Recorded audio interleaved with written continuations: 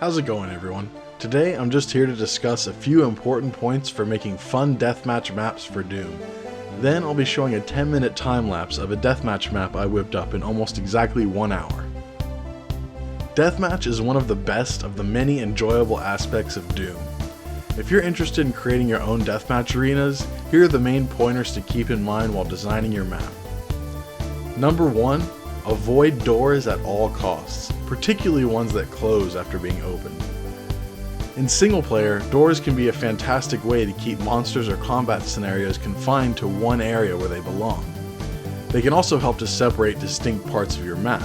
However, in a deathmatch, doors force the player to lose their momentum, and momentum is the most enjoyable thing about deathmatch. If you absolutely insist on including a door somewhere in your map, I strongly suggest making it stay open once used. Exit doorways are probably the one exception to this rule. Number 2, never force the player to wander around with a pistol. Ideally, your spawn spots should be right on top of at least a single barrel, or more commonly a super shotgun. Of course, the weapon you choose to place on the spawn is up to you, but if there are two spawns near each other and one spawn has the chain gun while the other has the SSG, the chain gunner is going to be killed each and every time. Spawns placed in the direct vicinity of one another should ideally start with the same weapon and have a weapon more powerful nearby. Point number 3 is make sure that there are at least 2 or more ways to get to and from any area. If there's only one way to get to any given spot, it makes the tactics for that map become very one-dimensional. Players want to have multiple paths to take at any time because this helps to keep combat fresh and flowing. Following from that point is point number 4. Avoid dead ends.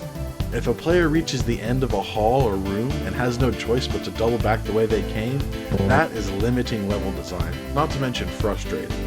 As soon as a player knows that area is a dead end, they'll avoid it permanently, registering it largely useless for combat. Number 5 is to avoid tight halls, bottlenecks, and snags like the plague.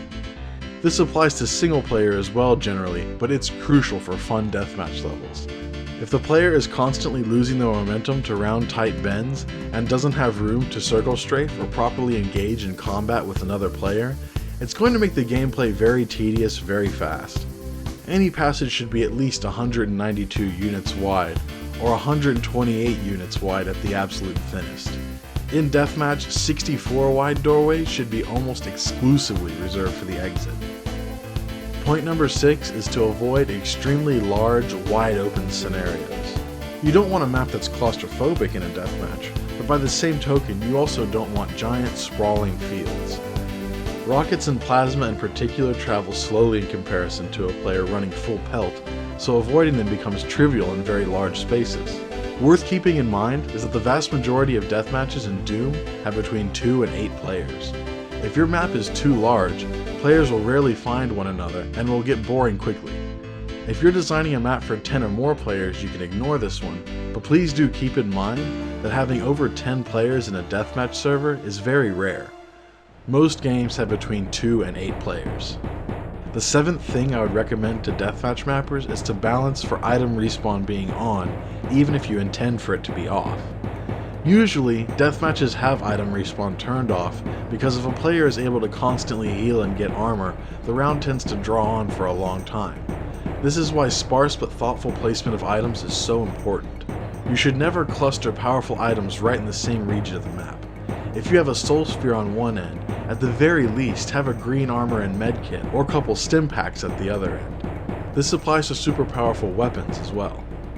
Placement of powerful guns and powerful items create what are called control points in the map, as players will always be flocking there for the goodies. If your map has just one control point, gameplay can become very predictable. As a final note on the topic of item placement, you should generally avoid invulnerability, invisibility, and megaspheres entirely. They're simply too powerful to be fair in a deathmatch. You can place power items such as blue armors and soul spheres, but do so very sparingly, and remember that if you place one power item at one end of the map, it should always be countered by another decent item or weapon at the other end of the map. Anyway, that's about all I have in the way of tips for deathmatch mappers. Now, using these points, I'm going to design a little speed map here, and hopefully you enjoy watching this and it can help you in your journey to making your own deathmatch levels.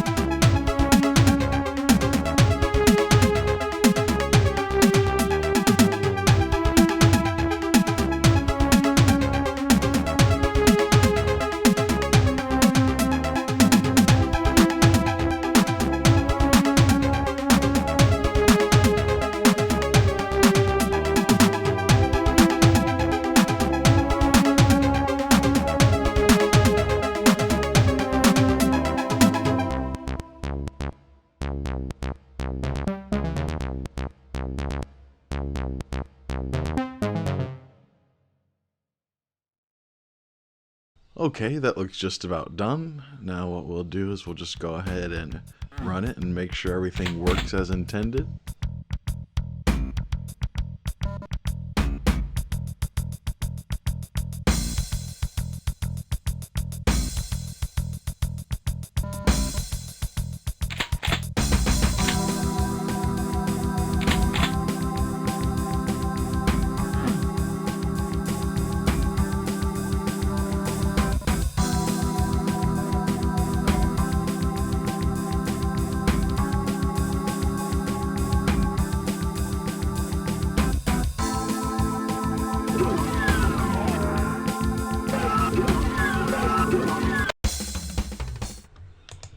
Alrighty, now here in Slade 3 we'll add our custom music. Call that D run-in since it's for map 01. Then we'll go ahead and add in our custom sky. Custom sky and custom music just helps to give your map a whole lot more personality than the default music in sky.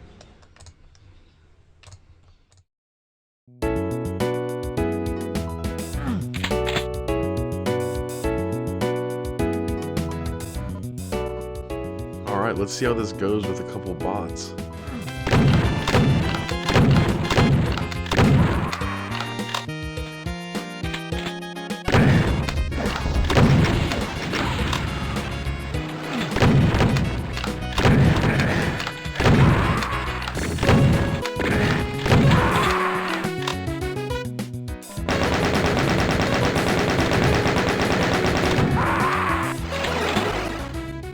it seems like a pretty fun map to me.